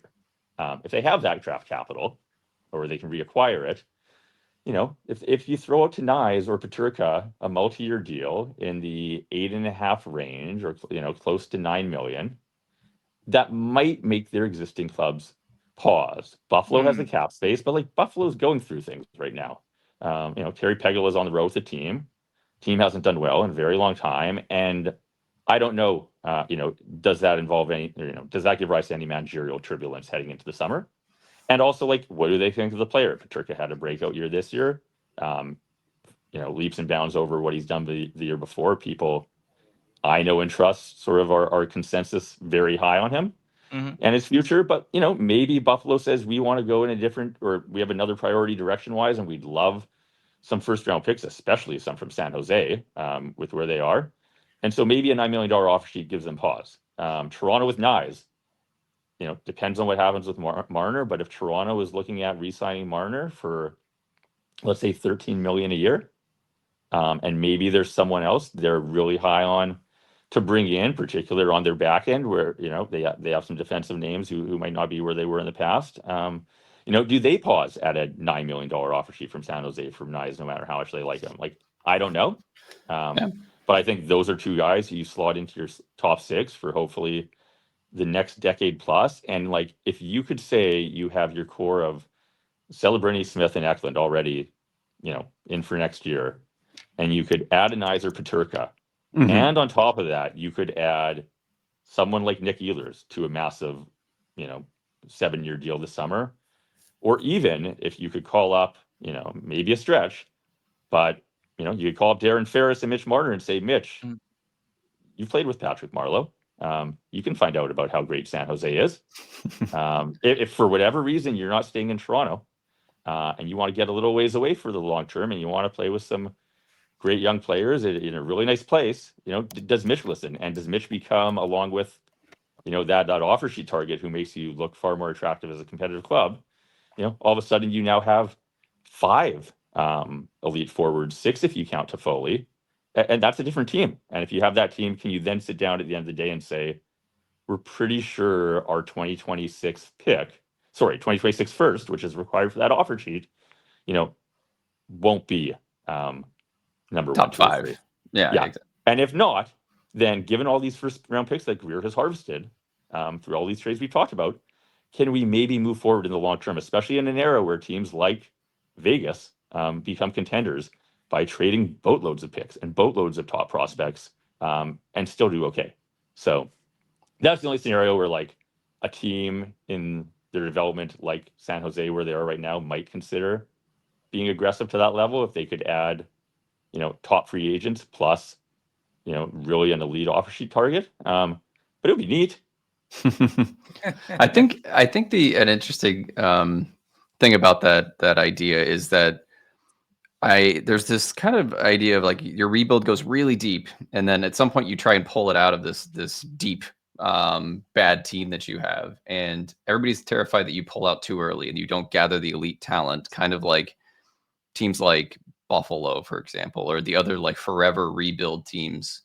Like, Ottawa's probably going to make the playoffs this year, but Detroit, Utah, how do you avoid that at San Jose? Or is it time to try and really push the chips in and try and gather elite pieces? Yeah, I think the issue with, Buffalo, so to speak, as one of these examples, is Buffalo had the players, right? They had Jack Eichel, they had Sam Reinhart, they recently had Dylan Cousins. They moved on from those players for a number of reasons, and some of those it was forced, and some of it wasn't. I think that's where you can dig yourself the biggest hole, is by losing players you shouldn't lose. And it's really hard to sort of come out even in trades for generational young players. Few No. teams do, and so for San Jose, going back to what we talked about at the outset here. The groundwork Greer has put in, building a great culture around, a well-liked coach, and making young players, feel welcome, so to speak, and having ice time and all that. That's the biggest thing he can do. And ultimately, the success of this team and where they go will be based on, can they lock in and convince Selbrini, Smith, Eklund, and if he's the guy, Askarov too, to sign and extend long term, whether that's 8 years or 5, depending on them and their agents. That's a different discussion, but you've got to make sure you motivate those players to stay, and you create a culture that other players like them hear about and want to come to. And if you do that, the score sort of takes care of itself, so to speak, and you make your job a lot easier to build a team around, and to sort of accelerate that timeline. What do you think was the mistake of culture in Buffalo, or what are some of the mistakes that they made that you can point to? Eichel is a great example of this, because Eichel, in Buffalo, he was not a great two-way player. He was he was offense first, and suddenly in Vegas, in the right culture, he becomes a elite two-way player. He becomes a winning hockey player, and I think that speaks so much to how players can be molded by their environment. And so how come in Buffalo they couldn't get that out of Jack? Can I just disagree? Mhm. I think Jack Eichel was a Selke worthy player on the Buffalo Sabres, Okay. and people just don't necessarily jump to that conclusion as much as they do now. And by the way, I also think he's an absolutely Selke worthy forward this year in San Jose. Right. He's having an exceptional season, like you say. In Vegas, I don't know. I don't want to speculate. What happened or didn't happen in Buffalo that might have helped or hurt them in that regard. I think San Jose has an advantage of sunshine and water and lots of geographical things that Buffalo doesn't, which helps. But I think again, without doing a deep dive on Sabres history for the last few years, I think if you did, the parallels between a constant, steady general manager who invests heavily in all these cultural factors, or really focuses on building a team around the young stars, and not trying to jump ahead and sort of add middle tier type players to long-term deals that can, when they add up, hamstring you from adding other guys. And even this year, like, Jordan Greenway is a fine player, but I'm not sure I would sign any player in a sort of third, fourth line role to a $4 million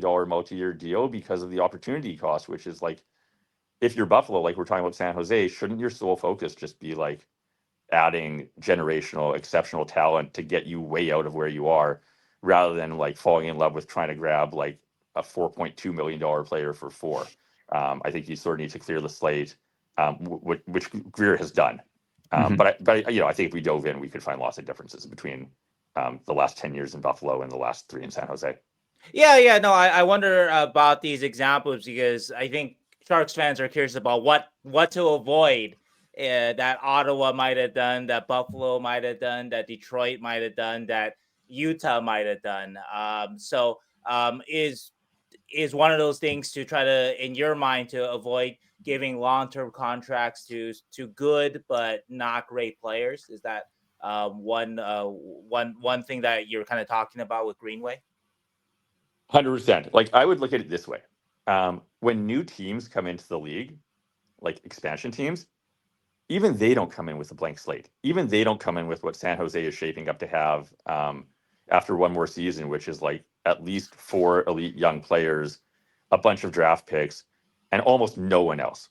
on multi-year or long-term deals, and we'll see what they do in the next 14 months or so. But that's where they're looking right now. If you project out a year and a half from now, that doesn't happen. Like, go back to the year 2000 and you have Minnesota and Columbus come into the league as expansion teams, but like back then every team protected all their good players. There was not a lot to pick from. Like, Doug McLean made the mistake of passing on, I think it was Nabokov, right? San Jose, and Hasek by cutting side deals for late round picks. But like, there's an expansion team that started with like a bunch of players who were like, meh. And then like 16 years later or whatever, 16 or 17, Vegas comes in, and like Vegas was super creative and did a lot of amazing stuff and leveraged really tricky rules to end up with a roster that was good. And like some GMs made really bad mistakes, and we're not going to talk about those GMs like in Florida. But like, that's an exception. But then like, look at Seattle. Seattle's Seattle's an expansion team, and you look at Seattle right now, which is 3 years later, and they've got, to your point, like, middle six forwards on mid-range terms. It's the entire team, right? Like, it's all the same. Deals. Yeah, and like they've got some picks and they've got good young players and prospects, but they don't have like 3 superstar young players, a boatload of draft picks, and no commitments. San Jose is shaping up right now to have something like that. And that's really good. And I'd much rather have that than to be like, oh, our third and fourth lines are really set for the next 5 years. Like, don't focus on that. Just focus on like, if you have to pay $16 million for a Marner or like 14 for an Ehlers, I think that puts you way further along than being enamored with some of those more depth type guys that a Seattle type team has. Is there a balance though? Because the Sharks signed Toffoli. It depends on how you see Toffoli, as if he is a elitish. I mean, he's very, borderline of that. But you need a little bit of that too. You need leadership. You need like, just for example, the Sharks trade deadline this year. I guess we can get to that a little bit. And everybody knows that, everyone listening at least knows that I was not a fan of the Mikhail Granlund trade, because I thought that the return was kind of weak for a top center in the market, and we kind of saw that at the trade deadline. So that's one part of it. The second part of it is that my understanding is that Granlund would have signed a short-term deal with the Sharks. He liked it a lot in San Jose, so he wasn't asking for a 6-7 year contract. He would have signed a 3 or 4 to stay with the Sharks rebuild. And he, from everything I understand, was a great leader on and off the ice for the Sharks. Great model on the ice in terms of being a skilled two-way player that works his ass off, and a great model off the ice in terms of his work ethic and taking the youngsters under his wing and working with them. So anyway, that's sort of my preamble. But so that's so I wonder if that there's something where the Sharks could have re-signed a guy like Granlund is valuable, and then let everybody else go, which all their UFAs like Sturm, who I like, but not essential to a rebuild. Cody Ceci, Luke Cunnin, down the line, just the many UFAs that they did trade. And so that's the general question I'm asking, though, is that is there a balance though where you still want to sign guys? So maybe Jordan Greenway isn't the answer, but there are veteran guys that in that mid range, like a Tyler Toffoli, that you do want on your team. Yeah, I mean, let's talk about both those guys you mentioned the most there. First of all, like, I have 2 young girls under 3. Babysitters are so expensive and hard to find and difficult to schedule when you need them. So Tyler Toffoli is a great value. He's a great babysitter. He's taking such good care of those 2 young kids. But no, seriously, like, it's a great comparison. Toffoli's like, Toffoli's like sui generis. Like, he's one of a kind. He is a great hockey player. He's still a great hockey player, but he's also like a standard bearer for that culture and leading those players and showing them the ropes. And I have no problem with that signing. I think he is in his own class, and I think that was a great move by Greer. And to make one of those moves is certainly something he should have done. Granlund, I have a few thoughts. Like, one, you're not closing the door to having him on your team next year. You're closing the door very good point on your team for the rest of a season where you're not making the playoffs. And if he likes San Jose, go sign him. And like, Granlund's represented by Todd Diamond, who I dealt with a bunch. He represents Barkov and a lot of other good young players. And Todd's like a level-headed, conscientious guy, as are like most Finns you deal with player-wise. And so, yeah, I think you're probably right that Granlund might have been open to signing in San Jose for a couple of more years, and even at a number that might be less than he could have got going to auction on the market. But if that's true, and he has a good memory of his time there, then I think they'll have a good chance to sign him. But I would not have tried to increase my chances of keeping him by foregoing material draft capital. I don't disagree with you that perhaps a better return might have been attainable. I don't know. I think in the long run, like, that's a good enough deal to pull the trigger on. It's not like someone called and said, here's a 4th round pick, or like Vancouver claims happened with Brock Besser, where I think their GM said, like, if you knew the return I could have got, you would have, I would have had to run away from the press conference. I think the return for Granlund was, certainly within like the zone of satisfactory.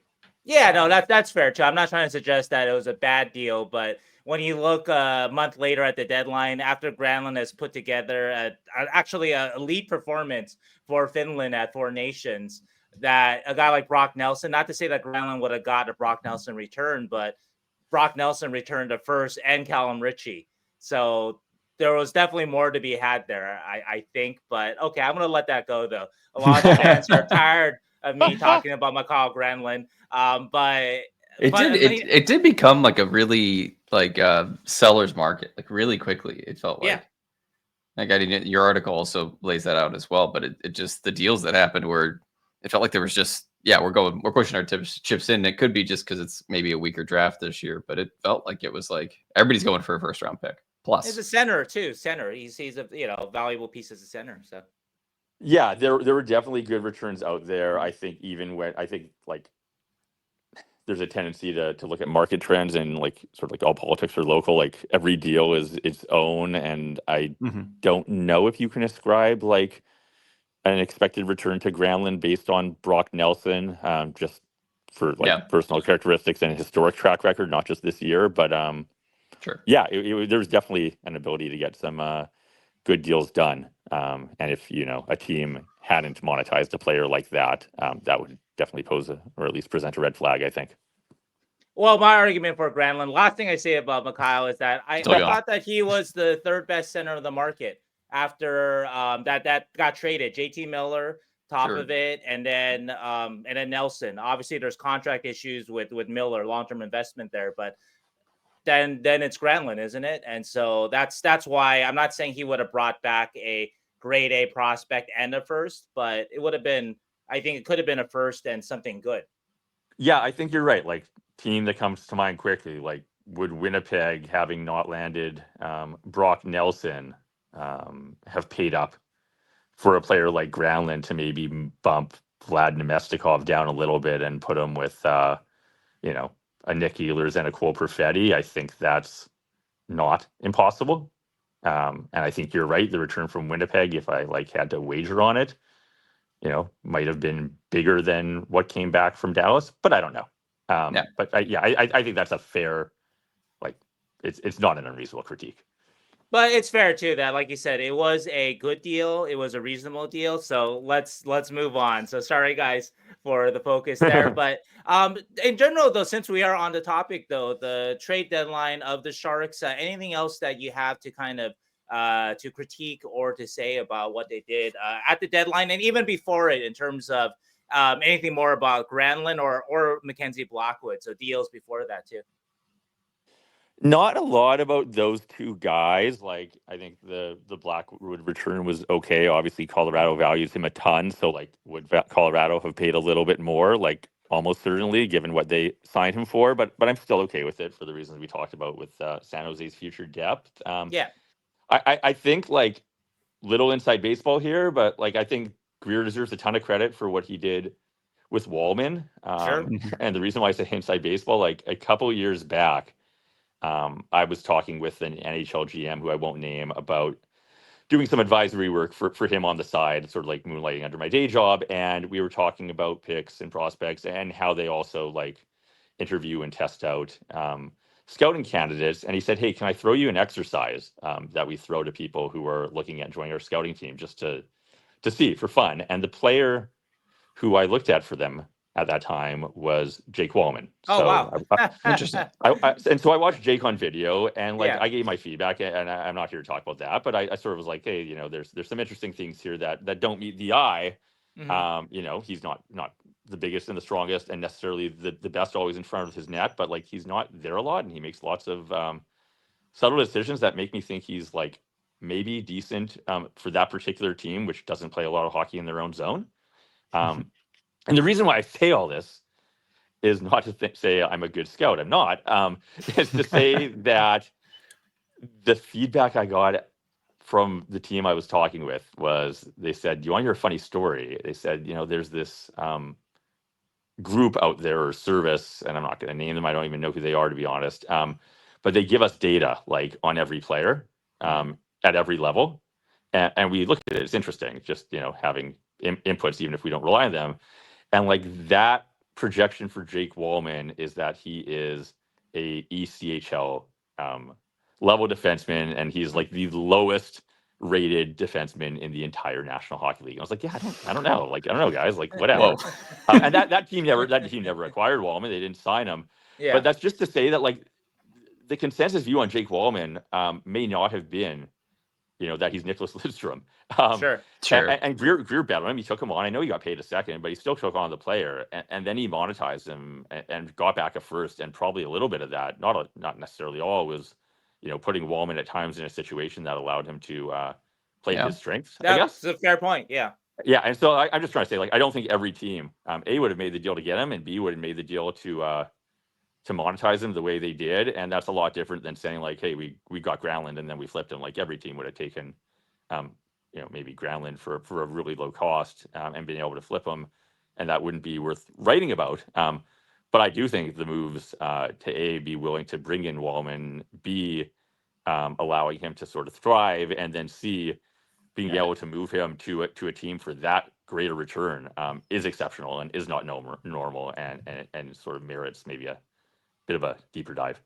Yeah, for sure. And I think we did kind of mention that earlier in terms of a strength of Greer has been to acquire these distress assets like Wallman and Blackwood, but put them in positions to succeed, and then they do succeed. And so Granlund actually is included in that too, because he was a distress asset too when the Sharks acquired him. It leads me actually to another question, though, that I wonder what you think about this, because you talk about the culture that the Sharks have set and the culture of the right now, and guys like Toffoli and Celebrini and even Gaudreau, even if his contract's a little bit of a drag. But I wonder what you think of what the Sharks were doing the first couple of years there, because the culture last year I don't think was as good. And also too, you had a kind of a coach in David Quinn that ended up being sort of a lame duck coach. And do you kind of see that as sort of how do you say it? These are some of the necessary sacrifices they need to get to have a chance to draft a guy like Celebrini? Or just how do you see the not this year with the Sharks where the vibes are all good, but last year with the Sharks where it was one of the worst teams of the salary cap era. There just was a mess of a team last year. Even the team construction was really strange too last year. They had no power play quarterback last year. They started the season with Kyle Burrows as their PP1 quarterback. So anyway, how do you see that in terms of just how Greer was building it? Yeah, I think you're right. There wasn't necessarily like model standards and practices and things you'd want to write like the Harvard Business Review case study on, of like, this is how you should go into a tank. And like, listen, like running a team badly, like the Broadway show The Producers, or like you know, whatever, you know, Major League, like, it's tough, right? Like these guys are pros. Like, they're some of the 700 best hockey players in the world, even if they're far and away the 32nd best team in the NHL. And you see that this year with Nashville. If you look at what Andrew Brunette, you know, came out and said a few nights ago, where like that team is not having the season they wanted. They're well away from making the playoffs. And he said, like, listen, our veteran guys aren't giving a grade A effort, and they should be doing more, and they need to try harder. But like, I understand. He basically said, like, I've been a player. I get it. It's really hard in the doldrums to like finish those last few months. So Yeah, I think sure. you're right. Like San Jose prior to this season didn't see the light at the end of the tunnel, which was Sal Rini. And maybe they knew they needed, management knew they needed to not be in a position where they could lose out on the number one pick. That would have been catastrophic. How they got to that, June, whatever draft day in the interim wasn't pretty, as you mentioned. And I don't really have interesting constructive feedback on how they should have avoided that without jeopardizing where they ended up. Right. Except to say that it would have been great if instead of, maybe the defenseman you mentioned quarterbacking their power play, if they had maybe had an equivalent of the Jake Wallman turnaround experience and had, a pending UFA or 1 or 2 year lower cost player who they might be able to showcase without jeopardizing where they land in the standings. Right. Actually, here's your you talked about your scouting test. Here is your Sharks podcast test here. So last year at this time, a lot of people were actually piling on the Sharks rebuild. That's true. A lot of national people were like, no direction, etc., right? This was before the draft lottery. This was when the Sharks were, they were, like I mentioned, they were terrible last year.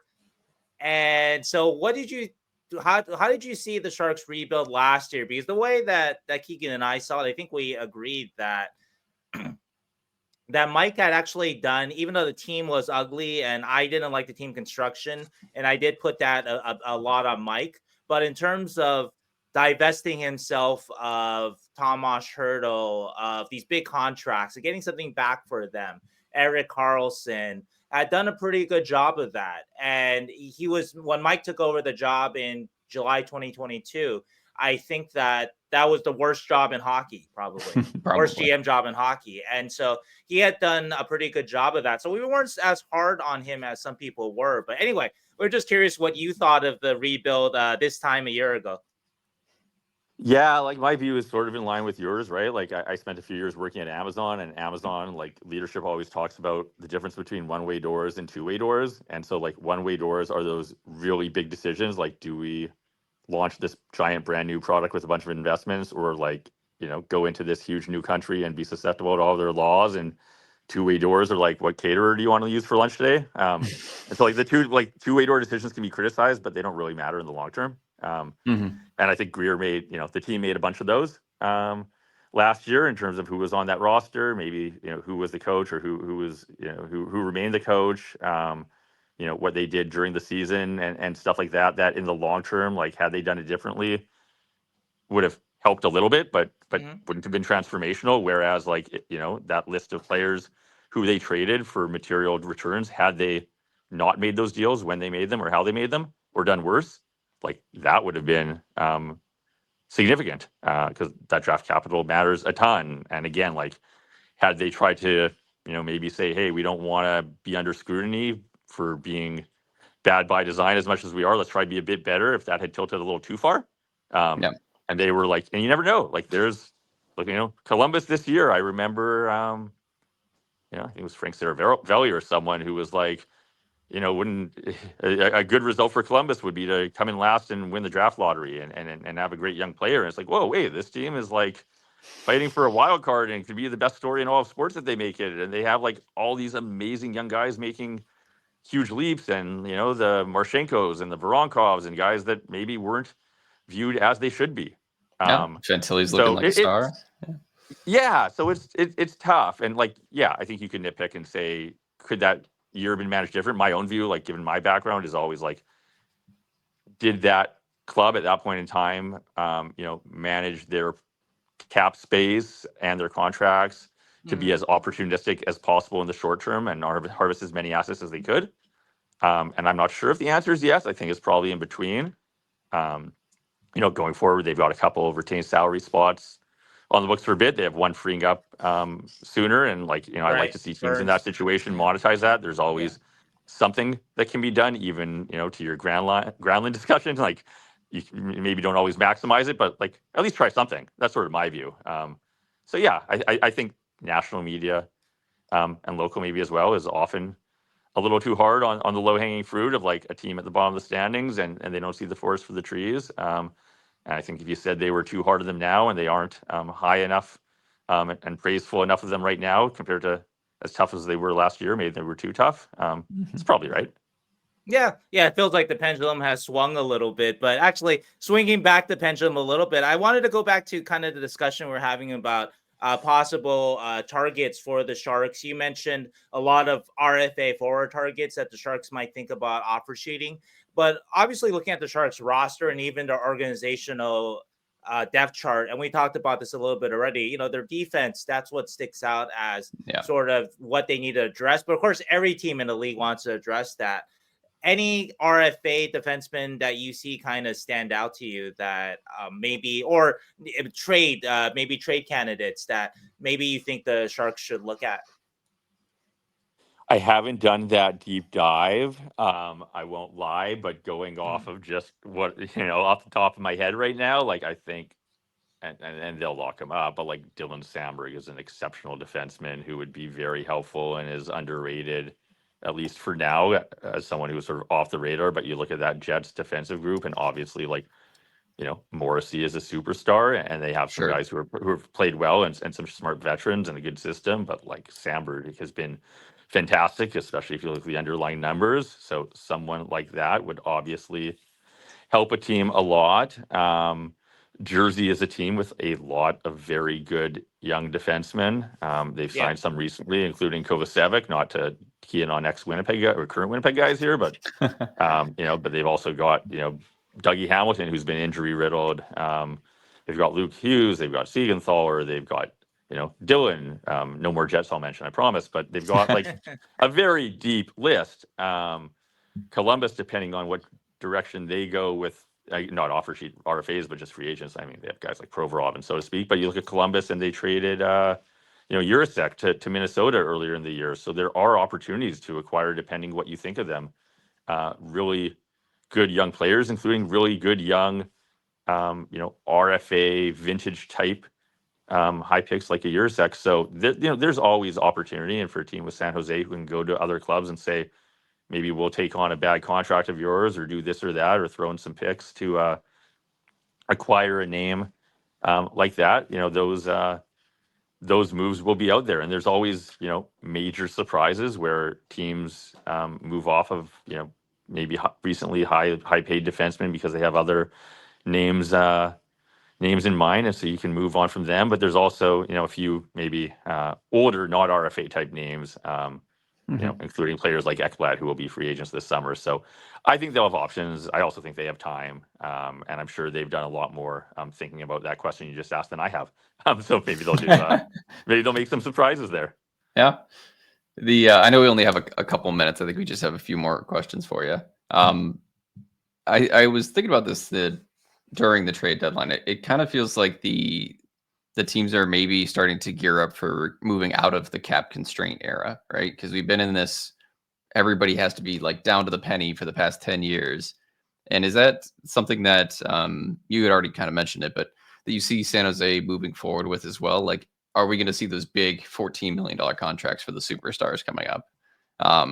And like, how do you see the NHL's trade deadlines evolving in the future because of that? Great question. As the guy who negotiated the contracts and managed the cap for a team, I'm very. It always irks me when I hear analysis, and this isn't from you, but like from others along the lines of like the cap is going up, so like percentage of the cap means like this player will get 8% more, and that player will get 8% more, and it's like GoPro giving away cars to the audience, and that's not how it works. If you're a GM or an AGM doing the cap, you're like, oh, like maybe I don't need to overpay my third pairing and third and fourth line type guys more, because then I'd just be in the same position I was in with everyone at a proportionally higher number, which doesn't help. I think the smart teams are going to look at that and say, like, where should I allocate those cap dollars? And if you look at other sports, that is how teams think of like who should be getting more of the pie. And historically, there's been like some oscillations there, but like the best NHL players haven't necessarily always had their salaries go up proportionally across the board as it should. Like, the Kovalchuks and the Bobby Holiks and guys like that were making, $10 million, like 15 years ago, which isn't much less than even like the McDavids of the world make now. So, to your question, Keegan, like, yeah, the top guys are going to get paid more. Some right now, some eventually. Like certain teams that are more established cap wise are going to probably still try to anchor new contracts under a rising cap to sort of their flagship contracts. I know I tried to do that once upon a time after signing Sasha Barkov, and I'm sure Toronto will try to do that, maybe with varying levels of success with where they have Austin Matthews in terms of how they stack rank relative to others. But yes, if you're a San Jose and you're looking 4 or 5 years out, you're absolutely thinking about a top number for top guys in excess of what it used to be. And you're especially thinking about like, where do I have that massive surplus value like you will next year, but also in year 3 of the Celebritties of the Smiths to maybe spend more elsewhere or lock them up to a cap friendly number that allows you to build around them. But we're certainly going to see like 2, 3, 4 years from now players, breaking the $15 million AAV level. It just may not be immediately, but it depends. Like I think, player like Marner in Toronto may be more pulled gravitationally by Matthews number than he would be, in a place like a San Jose.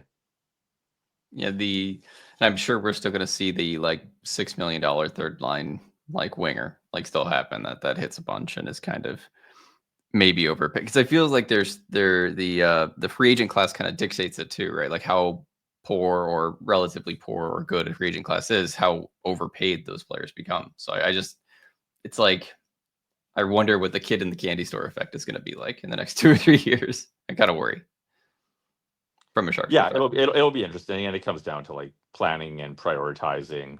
Sure.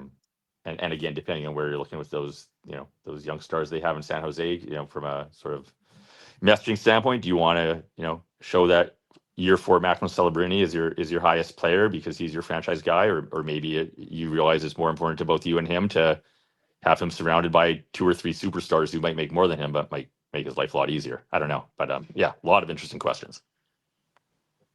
Wanted to ask you about one player that you mentioned that you used to have in Florida. Just a lot of Sharks fans are talking about him as sort of a UFA free agent defenseman that they can bring in to kind of help shore up the defense and also provide leadership and that sort of thing. And Ekblad. And so, can you see him in that kind of model of being good for a rebuilding team, or is he kind of a guy that maybe he's better where he is in a Florida, and obviously Florida with their success? I think the answer is both. Like, Ek's a great player. He's always been a great player. He now has a cup ring, so he's a great player with the Stanley Cup ring, which helps him on the market. Right shot D, plays in every situation. Tough, great skater. He's overcome some injuries in the past to show his durability. So, yeah, I mean, I don't think he's a creature of Florida. I think he looks good anywhere, and I don't know. I don't have any read or inside track there, but you can always wonder whether the Seth Jones edition was at least to some small extent fueled by knowledge that an Ekblad extension isn't a foregone conclusion, and Right. and if not, like again, you want to sign UFAs who are in that age range around 27, 28, not 31, 32. Going back to your comment about one of the forwards the Rangers acquired on a long-term deal and how that might be problematic. So it again, it depends on where the Sharks want to be now, when they think their competitive window to throw their chips in opens, how reluctant they want to be maybe to avoid, like we talked about, to lose a chance at maybe another lottery pick another year from now. But if they are looking to add, or they think they can add players without jeopardizing where they land in the draft, which might be true. I think like that fan base or whoever you mentioned are right to sort of key in on a player like Ekblad, given his age, position, and all that, as a potential candidate as someone who would immediately slot into your top pairing and special teams and all that stuff.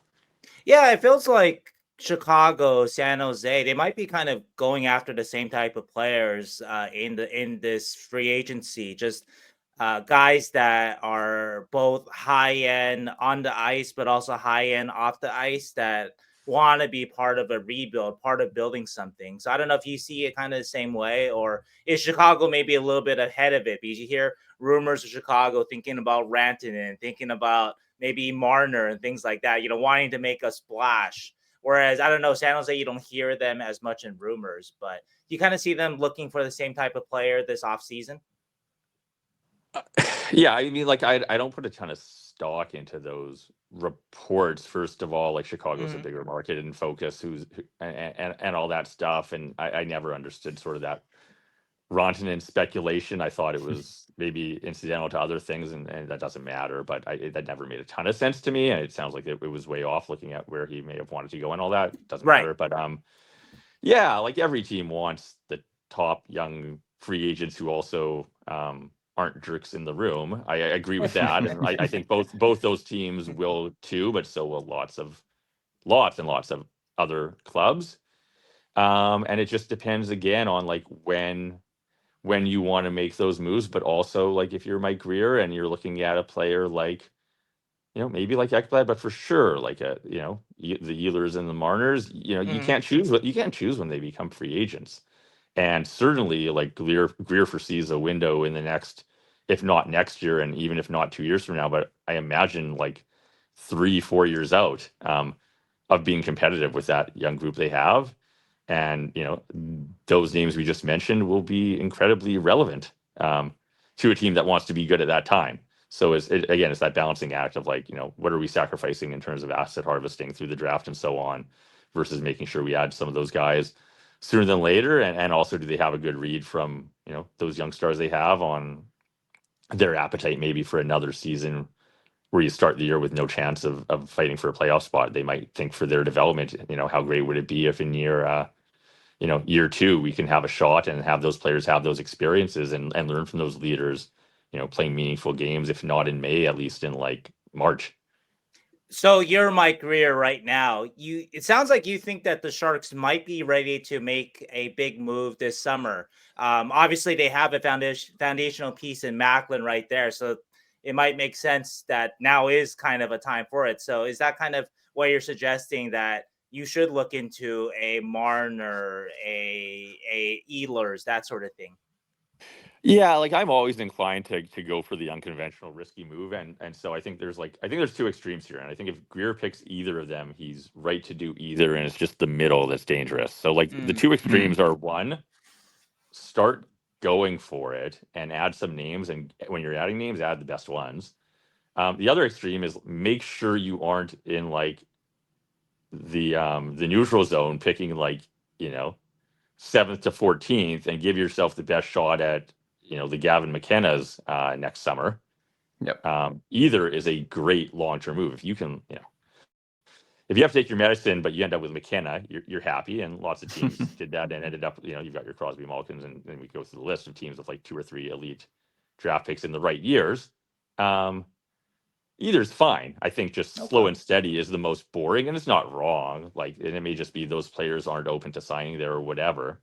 But I do think there is like that weird and risky but fun to talk about path of really accelerating that timeline, and with those players they have and how they're set up cap wise, and the market and geography they're in. Like, I wonder if it's doable, like not to knock Buffalo at all as a city, but like you might be able to do those things easier in Northern California than in upstate New York. Well, you would hope so. Yeah, and it's the original edition of the Chicago rebuild. I feel like they were competitive by the end of the ELCs of Taves and Kane. It felt like. No, they were. They added Marian Hossa, I think after the second year of Taves and Kane. So yeah, but they hadn't just made the Eastern Conference they had just made the Western Conference Finals with Taves and Kane in the second year. So that's a whole different thing. The Sharks aren't making the Western Conference Finals next year. Never say never, Sheng. I would say never. So I'm gonna say never. Fine. But Steve, thank you so much for your time here. We've taken up too much of it. I just have one more for you. This is a fun one. So, you obviously, all your time with the Panthers, you hear a lot of stuff in hockey ops. So, any Sharks kind of near trades or whatever that you can share from the time that you're with the Panthers? Oh man, we're ending off on such a boring note. I can't Oh, think of I one. think that stuff is I'm like, fun. Yeah, if you have anything, I wish I did. We Nah. had lots of interesting things that didn't happen. We had lots of interesting things that did happen, and we had some things I wish never happened. And like, I don't want to say none of them involved the San Jose Sharks, but oh man, I Yeah, it can't just wasn't a think good of trade partner. It must have been. yeah, I yeah, yeah. can't think of one off the top of my head. Like, I'd love to tell you we had a deal for like Marlowe and Thornton for a conditional seventh, but we had It's nothing like right that. there. It was on the 1 yard line. It was pushing over it. You know. Well, what Yeah. I understood, and you can confirm this, from what I understand, Doug Wilson was a very, very tough, a tough guy to trade with, and I heard a lot of kind of complaints that he's a guy that always wanted, he always wanted a lot for maybe not his greatest assets, and he just was not. He's not easy to swing a deal with. So Yeah, I'm always skeptical of that hearsay about negotiators. Like, you don't want to be the GM that people say is reasonable and that's good to true deal too. with and a Fair. great guy. And like, maybe you don't want to be the GM that other GMs say everyone should go hire. Like, why is that? That's So interesting. Yeah. yeah, like no one ever said we love dealing with the Bill Belichick Patriots, right? Right.